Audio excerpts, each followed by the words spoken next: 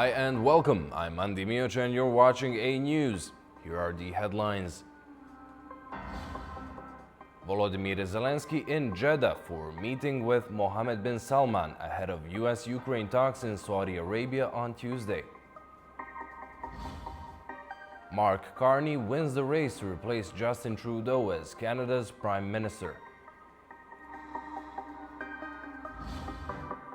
Airport workers' strike in Germany causes widespread disruption. Over 500,000 passengers' flights cancelled.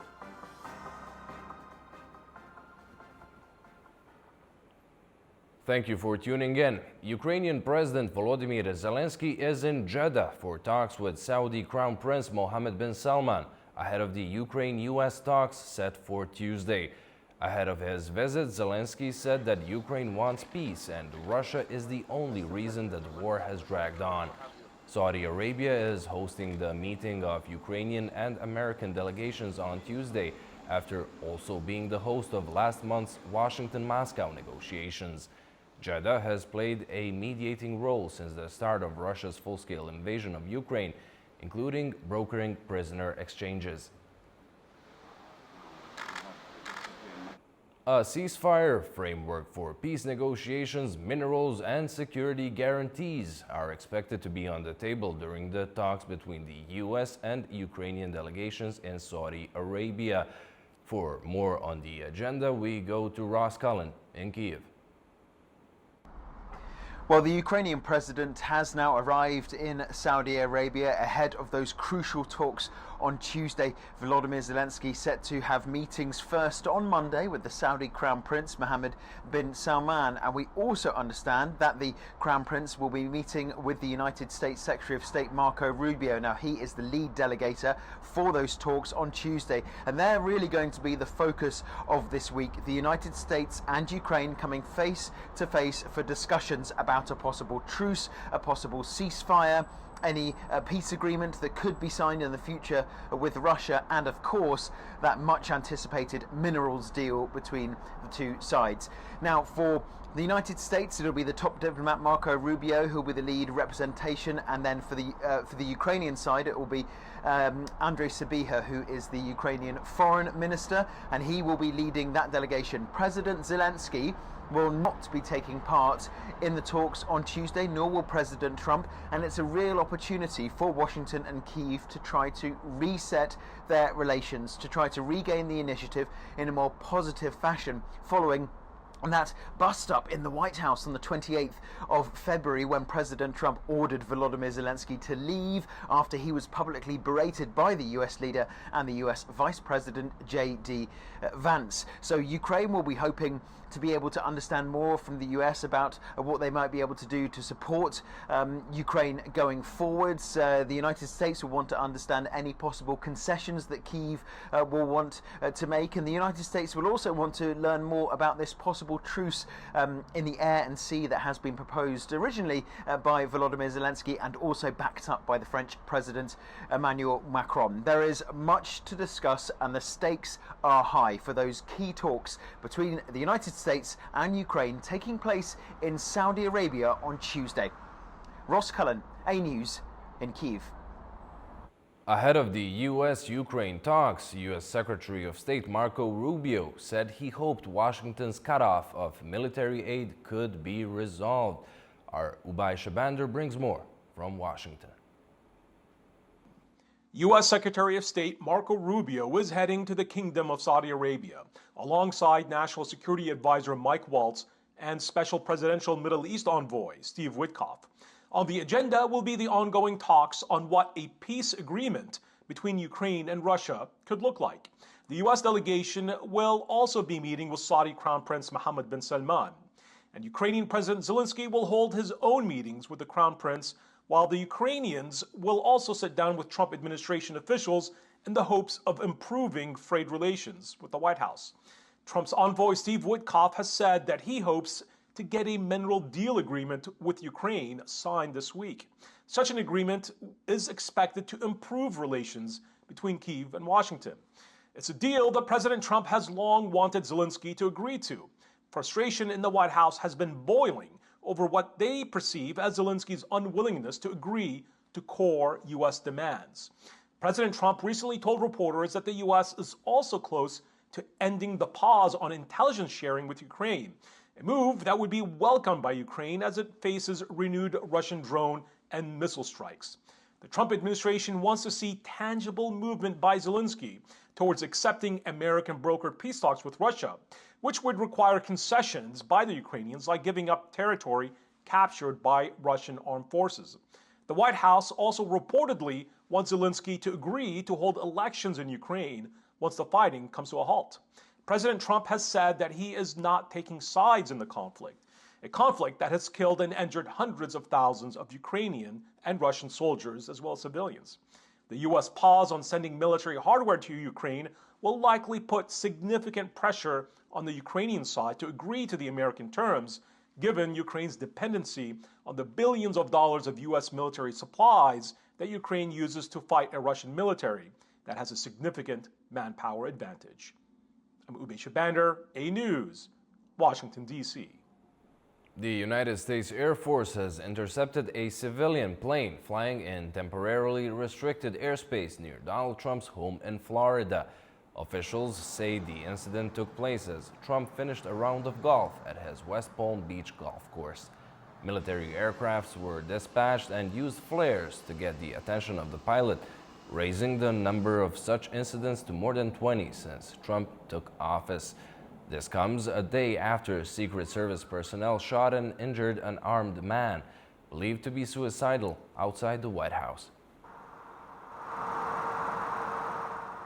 U.S. immigration agents arrested a Palestinian graduate student who has played a prominent role in pro-Palestinian protests at New York's Columbia University.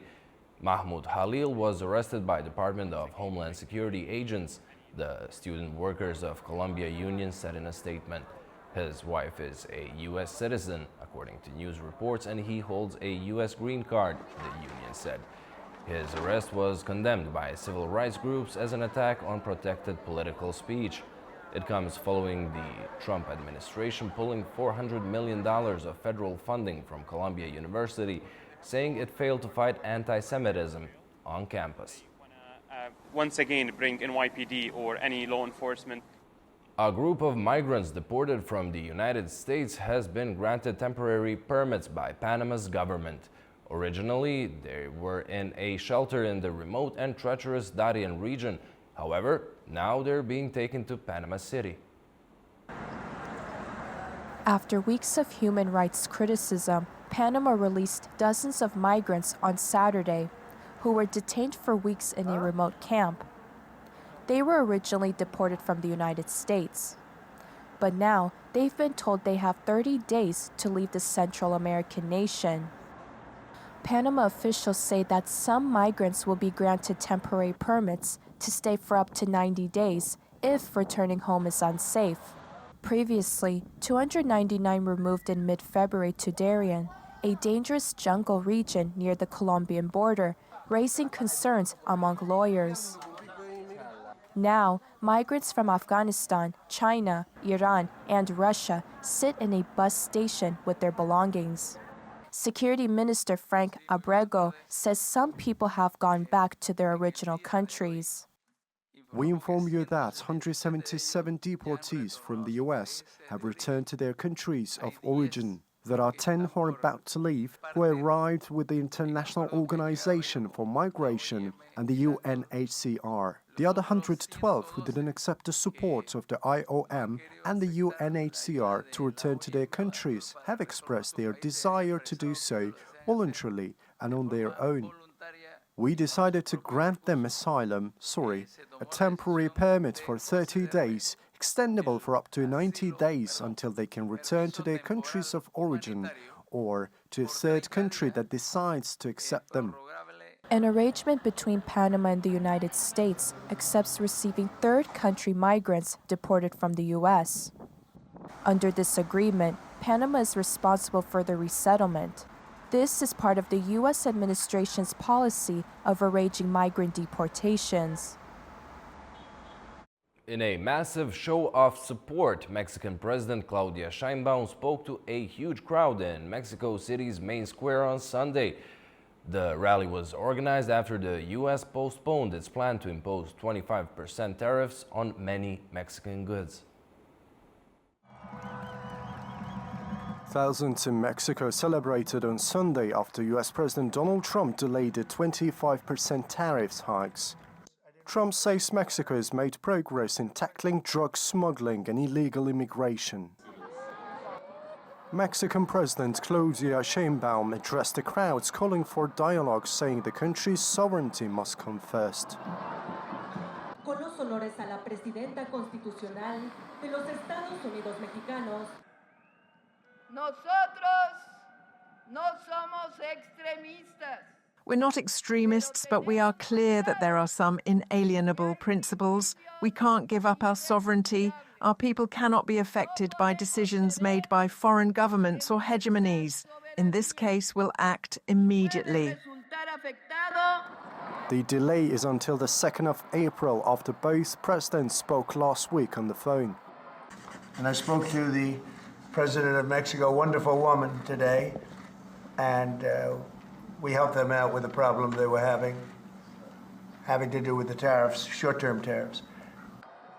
Sheinbaum had planned to announce retaliatory measures against the U.S.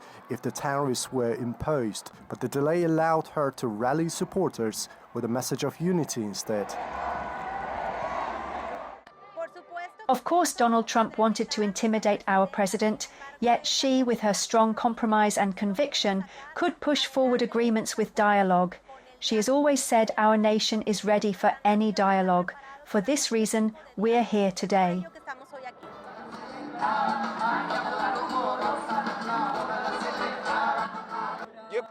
I think the relationship between the two countries must be a win-win and not one taking advantage of the other. Mexico is not weak. Mexico is strong. And Claudia has proved it.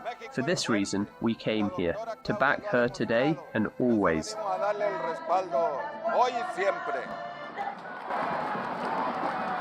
The rally marked a key moment for Sheinbaum's leadership amid international tensions and reflected significant support from her citizens. Former central banker Mark Carney has won the leadership of Canada's Liberal Party and is set to succeed Justin Trudeau as Prime Minister. He now faces the challenge of managing trade tensions with the U.S. under Donald Trump. Former Governor of the Bank of Canada and the Bank of England, Mark Carney secured 86% of the vote to defeat former Finance Minister Chrystia Freeland to be the next leader of Canada's Liberal Party. In first place, the next Prime Minister of Canada, Mark Carney, with 100.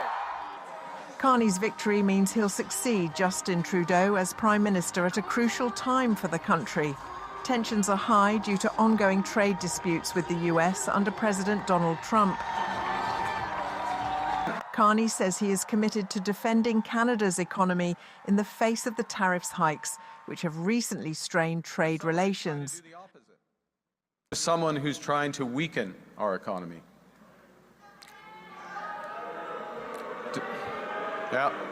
Donald Trump.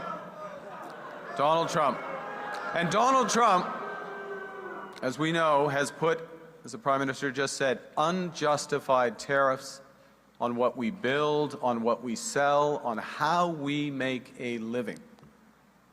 He's attacking Canadian families, workers, and businesses, and we cannot let him succeed. And we won't. We won't. Carney also vowed to keep retaliatory tax increases on the US until the country shows Canada, in his words, some respect. The leadership race began in January after Trudeau announced in January that he would step down after more than 9 years in power as his approval rating plummeted. As your leader, as your Prime Minister, I have done my level best each and every single day to help build a country that stays worthy of all Canadians. I've done it for Xavier, for Ella Grace and Hadrian. And I've done it for your kids too. I've done it with you. And although you'll always find me alongside you, cheering along, their future and your future is now in your hands. Nearly 152,000 party members participated in the contest. Carney is now set to lead the country into a general election. More than 30 casualties have been brought ashore in Grimsby following a collision of an oil tanker and a cargo vessel in the North Sea. A U.S.-flagged oil tanker, Stena Immaculate, collided with a Portuguese-registered cargo ship Solong off the coast of the UK near Hull. One person is in hospital and 36 others are reported to be safe. The Immaculate was carrying jet fuel, which is now leaking into the sea. The tanker also caught fire earlier, with UK authorities launching a large rescue operation.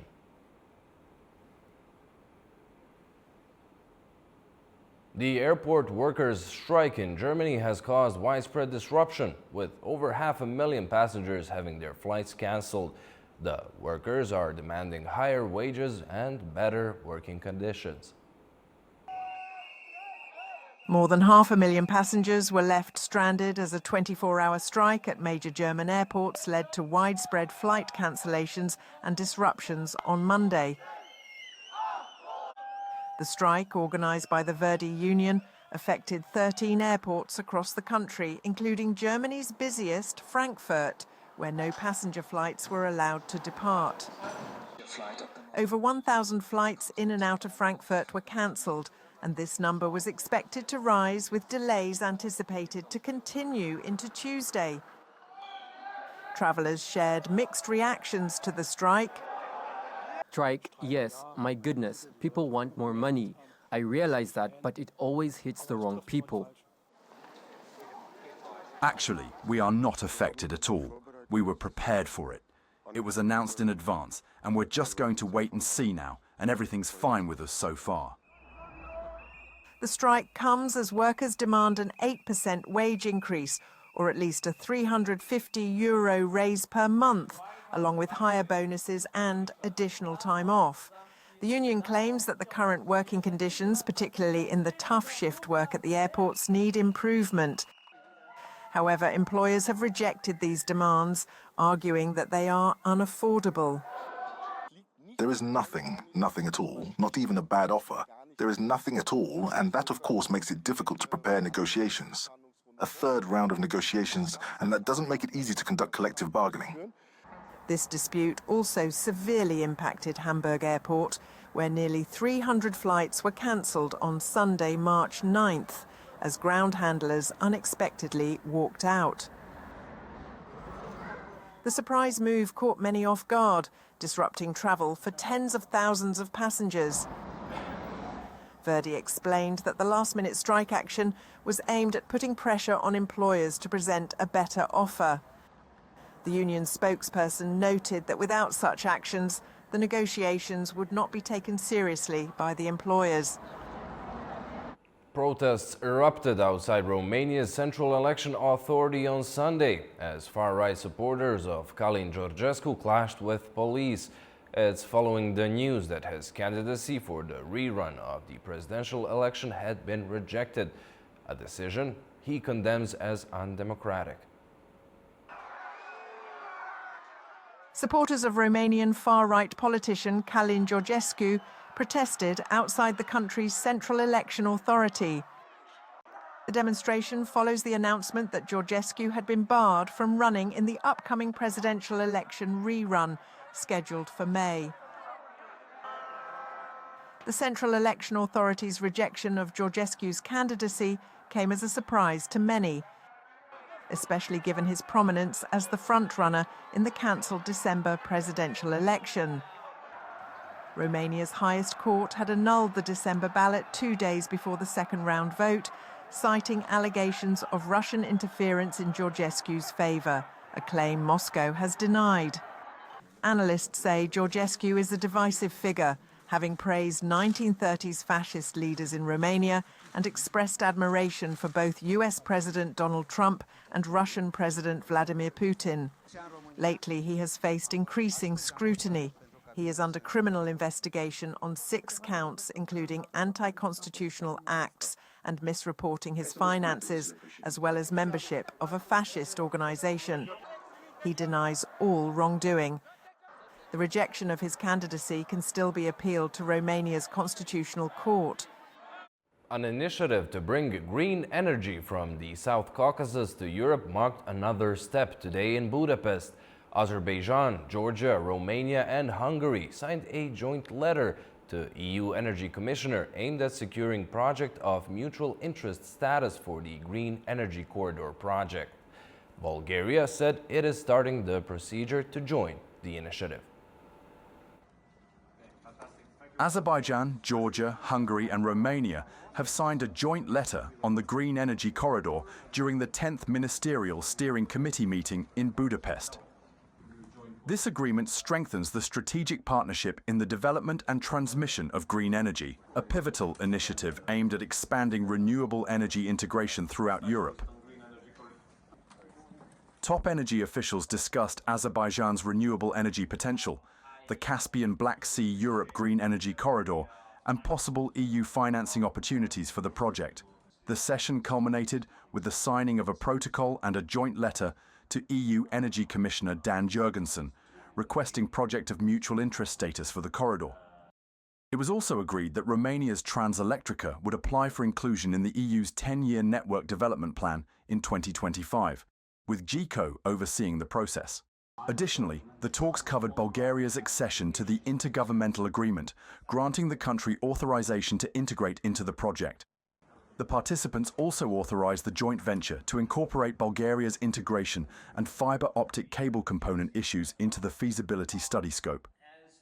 The next ministerial meeting is scheduled to take place in Georgia. Azerbaijan, Georgia, Romania and Hungary signed a strategic partnership agreement on the laying of the Black Sea Energy submarine cable with a capacity of 1 gigawatt and a length of 1,195 kilometers on December 17, 2022. Bulgaria announced its intention to join the project in June 2023. The laying of the Black Sea Energy cable is estimated at 3.5 billion euros and will take 3 to 4 years. The European Commission plans to allocate 2.3 billion euros to the project. The death toll from the floods in Argentina has risen to 16, according to local officials. The Argentine port city of Bahia Blanca remains submerged, with local authorities declaring a 72-hour mourning period. The city council has been repurposed as a center to assist victims. Security forces and the military have been deployed to support ongoing rescue efforts. Australia was also affected by floods following the landfall of ex-cyclone Alfred. The authorities in Queensland rescued several stranded in floodwaters. Over the past 24 hours, rescue team in Australia has responded to more than 150 water-related incidents and evacuations across the southeast of the state, according to a statement from Queensland Fire and Rescue. Emergency services rescued 17 people from fast-moving waters overnight.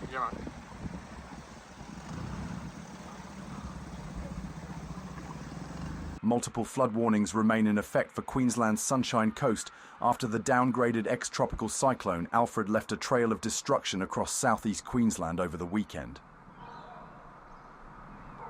Although it was downgraded from a Category 2 system as it crossed the coast, the aftermath of Alfred has devastated entire regions, with localized heavy rainfall causing sudden flash flooding. Over 300,000 homes and businesses were left without power due to the floods. Heavy rain from Cyclone Alfred's remnants flooded Australia's east coast as crews worked to restore power to over 190,000 properties. The storm, which reached the Queensland coast on Saturday as a tropical low after lingering for 16 days as a cyclone, led millions of residents to prepare for the worst. While Brisbane largely avoided the worst impacts, neighbouring New South Wales also felt the effects. Authorities reported 1 death due to the flooding and confirmed that 12 soldiers deployed to assist were injured in a vehicle crash caused by hazardous wet conditions. Kazakhstan was hit by a snowstorm, with heavy snowfall closing inner city roads. Rescue crews are working on helping those stranded. A severe snowstorm has caused major problems in Kazakhstan. particularly in the northern and eastern regions. Due to extreme weather conditions, including heavy snowfall, strong winds, and poor visibility, all exits from Astana, the capital, have been closed. The Ministry of Emergency Situations reports that over the past 2 days, 318 people have been rescued and 38 vehicles have been recovered. To support travellers, additional train services have been put in place. However, authorities are advising people to avoid long-distance travel until the weather improves. The storm has also caused flight delays at Astana International Airport. Well, that's all we have for you for now. Thank you for watching and stay tuned to A News.